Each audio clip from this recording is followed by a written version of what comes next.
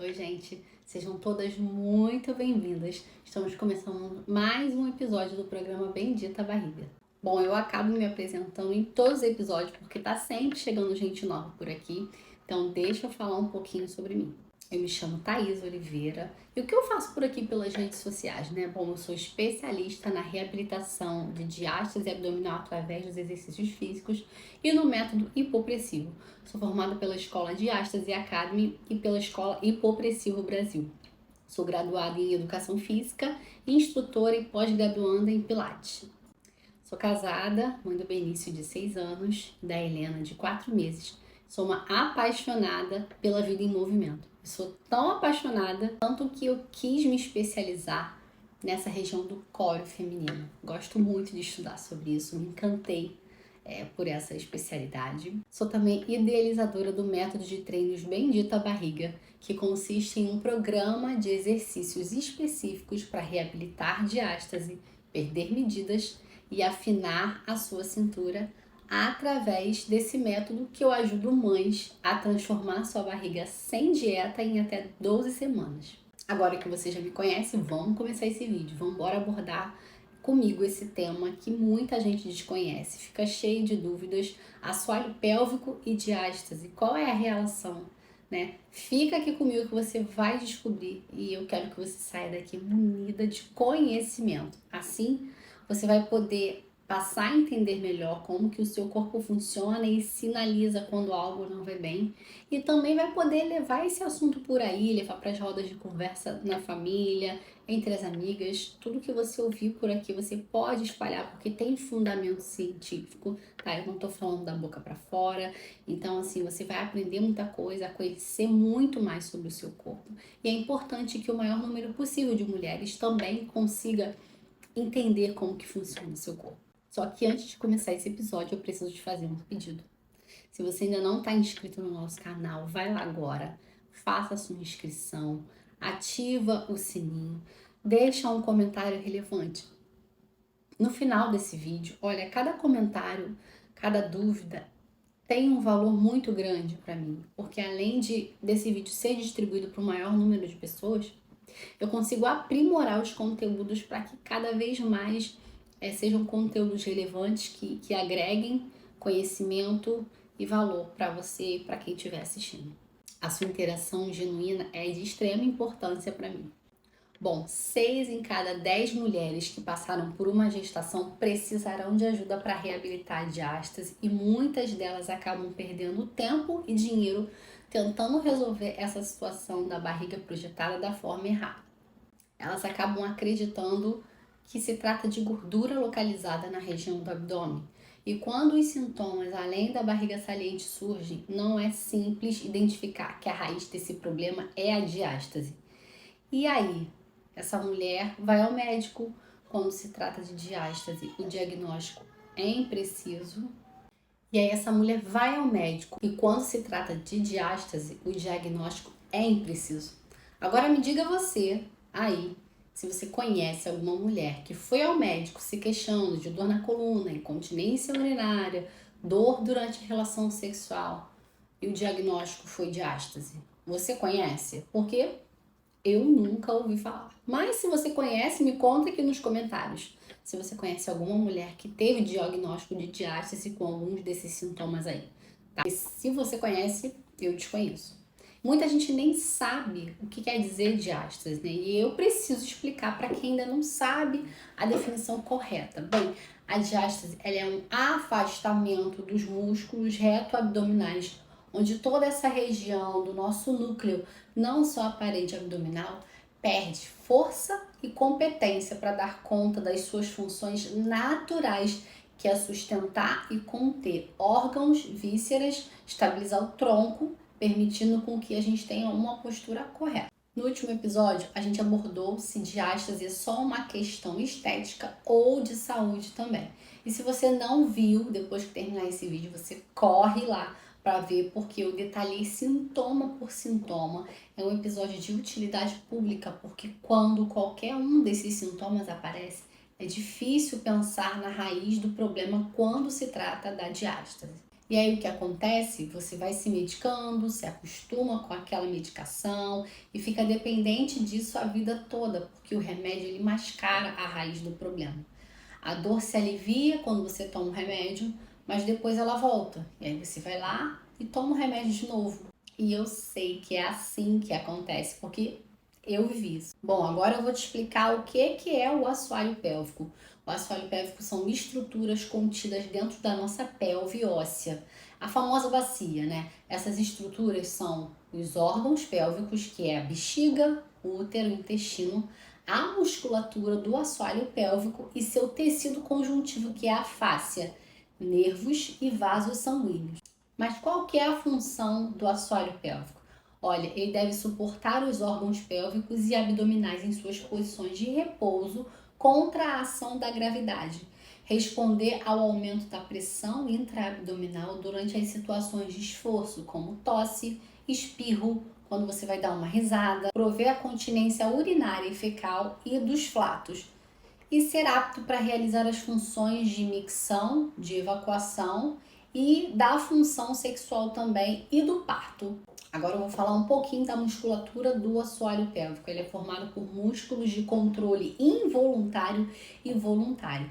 Isso quer dizer que em uma situação de normalidade deve ter um nível constante de tônus muscular de repouso para desempenhar a sua função de suporte das estruturas pélvicas e abdominais. Simetria, além de ser hábil para executar a função de contração e relaxamento. Funções que são fundamentais na questão de continência e da função sexual. E por que eu deveria dar atenção para o meu assoalho pélvico? Bem, as disfunções do assoalho pélvico repercutem negativamente na qualidade da vida da mulher, especialmente de quem já foi mãe. Muitas vezes, essa mãe diminui a sua vida social perante ao problema e se inibe sexualmente, podendo até levar à depressão em alguns casos, viu? A incontinência urinária e fecal acarreta altos custos para essa mulher e para os seus familiares também, né? Com o uso de fraldas e cuidados gerais. Os danos ao assoalho pélvico são muito comuns em mulheres devido à gestação, ao parto e à menopausa. Outros fatores de risco incluem a predisposição genética, idade avançada, obesidade e raça. E olha só, uma pesquisa feita com mulheres americanas demonstrou que no mínimo 27,3% delas apresentam alguma disfunção no assoalho pélvico. Essa pesquisa foi feita no ano de 2006. Exercitar o assoalho pélvico traz uma série de vantagens para o corpo e também para a mente, já que ele é um conjunto de ligamentos de tecidos fibrosos e músculos em formato de bacia que sustenta órgãos da pelve, né? Como eu disse lá atrás. E aí, caso esses tecidos e ligamentos sofram algum tipo de lesão ou os músculos estejam enfraquecidos, há risco dos órgãos pélvicos se desprenderem e caírem. É isso mesmo, viu? E eles acabam ficando proeminentes dentro da vagina. Os problemas do assoalho pélvico, na maioria das vezes, têm origem a uma associação de fatores que contribuem para o seu enfraquecimento, como a obesidade, o envelhecimento, gestações múltiplas, ter hábitos que aumentam a pressão no abdômen, como levantar objetos pesados, fazer muita força ao evacuar, ter sofrido algum tipo de lesão causada por cirurgias, como é o caso da esterectomia, né, que é a remoção do útero. Além de evitar esses incômodos, um assoalho pélvico bem desenvolvido e condicionado pode facilitar o trabalho de parto, tornar orgasmos mais potentes e conectar as mulheres com a sua consciência corporal. Qualquer mulher pode exercitar o assoalho pélvico? A princípio, sim. Entretanto, mulheres que tenham distúrbios como vaginismo ou incontinência urinária devem procurar um profissional especializado para melhores orientações. Fazer exercícios de maneira equivocada pode piorar os problemas já existentes. O assoalho pélvico e o autoconhecimento. Vamos abordar um pouquinho esse tema agora? Bem, compreender o funcionamento dos músculos do corpo e desenvolver a capacidade de ativá-los de maneira voluntária é uma habilidade que vale ser desenvolvida. Exercitar a musculatura pélvica também envolve aspectos mentais, pois é necessário induzir o cérebro a emitir os sinais necessários para a ativação das células musculares. A vantagem da consciência corporal pode refletir em muitos aspectos da vida, inclusive no campo do prazer e libido. Mulheres que possuem um assoalho pélvico forte e bem treinado relatam que, além dos demais benefícios, sentiram melhorias na lubrificação vaginal. E como são esses exercícios? Basicamente, os exercícios para o assoalho pélvico são de contração e relaxamento dos músculos da área. Contrações lentas, rápidas, prolongadas e por aí vai, né? E essas contrações podem ser realizadas de variadas formas e com movimentos complementares. Existem exercícios dentro da prática de pilates, de yoga e exercícios para reabilitação de diástase abdominal que trabalham a musculatura do assoalho pélvico, mas de uma maneira indireta, com um caráter involuntário. E essa é a linha que euzinha aqui sigo, viu? Porque quando a gente contrai de forma involuntária o nosso assoalho pélvico, a gente não está piorando a situação da fraqueza muscular e da região. E um aspecto interessante é que confere praticidade para os exercícios, é que podem ser feitos em qualquer lugar sem que ninguém perceba, pois as contrações são bem específicas e localizadas. Então ninguém está notando ali que você está trabalhando no fortalecimento do seu assoalho pélvico. E não se esqueça, viu? É muito importante procurar auxílio de profissionais da área para que os exercícios sejam feitos da maneira correta. O músculo levantador do ânus forma um assoalho dinâmico para sustentar as vísceras abdominopélvicas e ajuda a manter a continência urinária e fecal. É necessário que haja relaxamento desse músculo para permitir a micção e a defecação. A contração ativa desse músculo em situações como expiração forçada, tosse, espirro, vômito e fixação do tronco durante fortes movimentos dos membros superiores. E quais são as doenças relacionadas ao assoalho pélvico? Bem, lesões do assoalho pélvico durante o parto. É muito frequente a ocorrência de lesões nessa região muscular durante o trabalho de parto. Nesse período, o assoalho pélvico sustenta a cabeça fetal, enquanto o colo do útero se dilata para permitir a sua saída. E aí pode acabar acontecendo, algum tipo de lesão nessa região perineal do músculo levantador do ânus e dos ligamentos da fáscia da pelve durante o parto. Essas lesões elas podem causar incontinência urinária de esforço ou acarretar o prolapso de um ou mais órgãos pélvicos. A pelve feminina é mais ampla e mais larga do que a pelve masculina, para poder proporcionar um ambiente confortável para o desenvolvimento do feto. Os músculos do assoalho pélvico do períneo formam uma rede em formato de U na parede inferior da nossa pelve e a sua correta contração causa o fechamento da uretra da vagina e do ânus. Quando estão saudáveis e com adequada contração, os músculos têm como função manter a continência urinária. Sua contração ajuda a prevenir a perda da urina involuntária. A contração fecal, já essa contração previne também a perda involuntária de gases ou fezes. Os órgãos no lugar, que também mantém quando está tudo funcionando direitinho, segurando a bexiga, o útero, o reto e a sua posição correta, evitando a descida desses órgãos, que são distopias genitais. Mantendo também a sensibilidade e o prazer durante a relação sexual.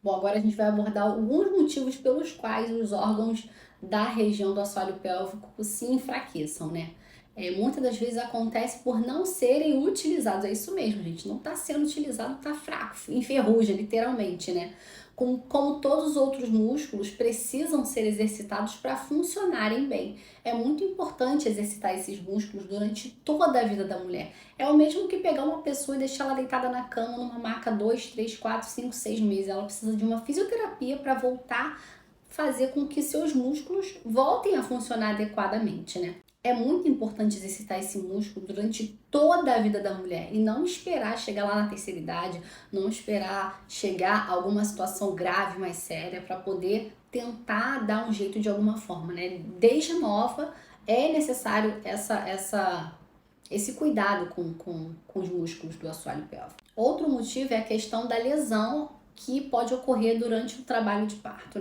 Imagina, você já não trabalha aquele músculo, teve uma lesão e continua não trabalhando, então isso é muito grave, isso pode acarretar problemas gravíssimos para você ao longo da sua vida, Outro motivo é alterações hormonais associadas à menopausa, e muitas das vezes a culpa só recai só em cima da menopausa, então é um conjunto de motivos, gente? Pelo envelhecimento também pode acontecer, né? E aí, qual é a causa desse enfraquecimento do assoalho pélvico?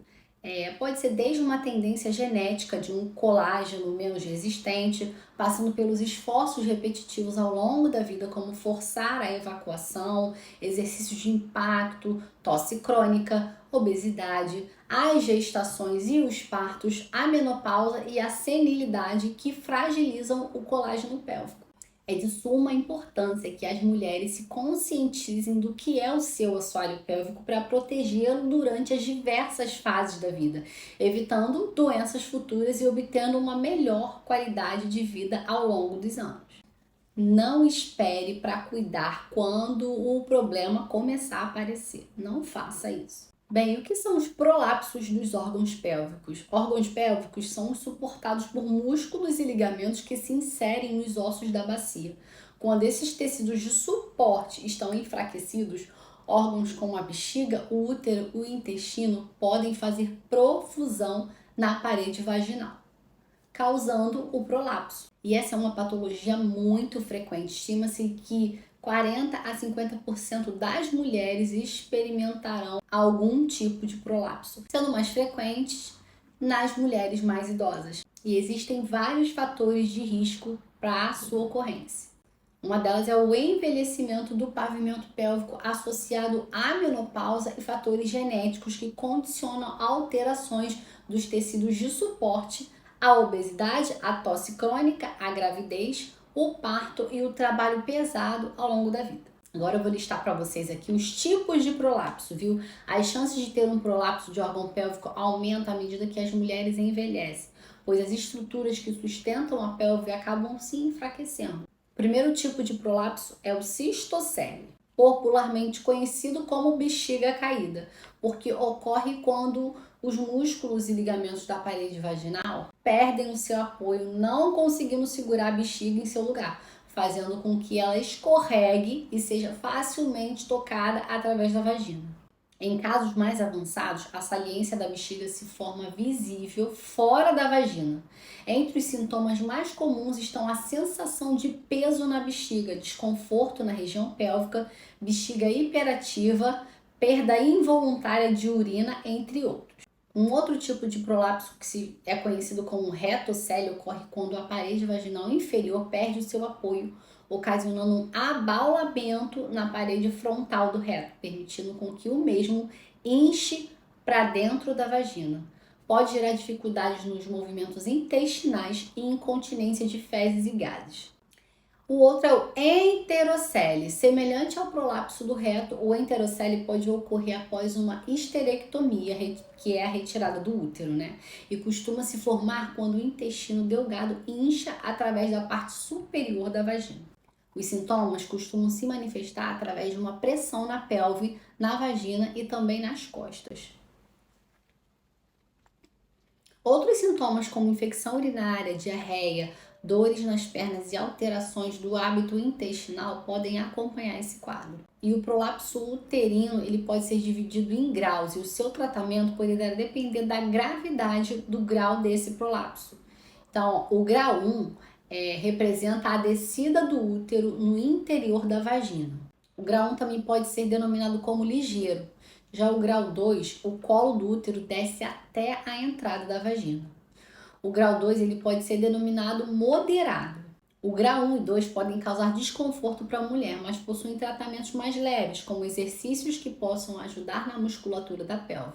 Nessas duas fases, é necessário buscar por mudanças de hábitos, como uma alimentação saudável para o emagrecimento. O grau 3 do prolapso uterino é o momento em que a mulher nota o caroço, pois o colo do útero apresenta-se fora da vagina. O grau 3 pode ser denominado como grave. Já o grau 4, o útero encontra-se fora da vagina e nesse quadro ele pode ser denominado como um prolapso total. E cada caso deve ser particularmente avaliado por um médico para que seja tomada a decisão correta na hora da cirurgia. Durante a cirurgia, pode haver a reconstrução do órgão ou a total remoção do mesmo. E quais são os sintomas, né? Os sintomas eles são variáveis dependendo da gravidade do prolapso. Frequentemente, as pacientes elas são assintomáticas, sendo o diagnóstico realizado durante uma observação ginecológica. Existem alguns sintomas que podem sugerir quando se está perante um prolapso genital, nomeadamente a sensação de desconforto na região pélvica e de bola no interior ou fora da vagina, principalmente após longos períodos em pé ou de esforço, tendem a melhorar na posição deitada. A exteriorização dos órgãos pode levar a dificuldade na higienização e o sangramento, impedindo frequentemente uma vida normal. As mulheres podem ter perdas de urina fecal, outras referem obstipação e sensação de obstrução defecatória, né? Esse tipo de patologia pode também afetar o desempenho sexual por alterações psicológicas na autoimagem da mulher, bem como desconforto durante a penetração. E como é feito esse diagnóstico? A observação ginecológica é geralmente suficiente para um diagnóstico. Em outras situações, o médico necessita realizar exames para complementar a sua observação e decidir o tratamento adequado. Bem, vamos conversar agora aqui sobre como que é o tratamento dos prolapsos. Já que a gente está falando em tratamento, a gente vai falar agora sobre pompoarismo. E, por favor, presta atenção agora. Não é bem assim como você está pensando, não, viu? Será que o objetivo do pompoarismo é ensinar mulheres a expelir bolinhas pela vagina? Não, gente, não. O principal objetivo do pompoarismo é melhorar a saúde íntima das mulheres, mas infelizmente esse ainda é um conceito pouco difundido por aí, né? As pessoas têm outro conceito a respeito do pompoarismo, viu? Ele ajuda a tratar e prevenir disfunções ginecológicas e sexuais e melhora a qualidade de vida no quesito sexo e autoestima. Isso porque a técnica ela trabalha por meio de exercícios específicos o fortalecimento da musculatura do assoalho pélvico, que é de todos os músculos do corpo a única em formato de uma rede. Essa região funciona como um chão que sustenta os órgãos abdominais, portanto exigem um fortalecimento que muitas das vezes é esquecido quando se fala em treinamento feminino, em treinamento em academia. Então é necessário ter esse cuidado com essa região. As mulheres sem sintomas, por regra, não precisam de qualquer intervenção, devendo evitar as situações que podem condicionar o maior risco de agravamento do seu prolapso, como levantar pesos de forma repetitiva, né? E o tratamento da obstipação e a perda de peso são fundamentais nesse momento. Nos casos mais graves, existem algumas opções a considerar, sendo que em alguns casos é aconselhada uma abordagem combinada. E aí entram medicamentos com aplicação vaginal de cremes com estrogênio e a melhora da qualidade da mucosa, que acaba diminuindo os sintomas de irritação, né? Bem como contribui positivamente na recuperação pós-operatória. Os exercícios do pavimento pélvico, terapia que envolve uma atividade conjunta com um profissional habilitado, que habitualmente tem duração de 6 a 8 semanas, e o objetivo é o fortalecimento dessa musculatura.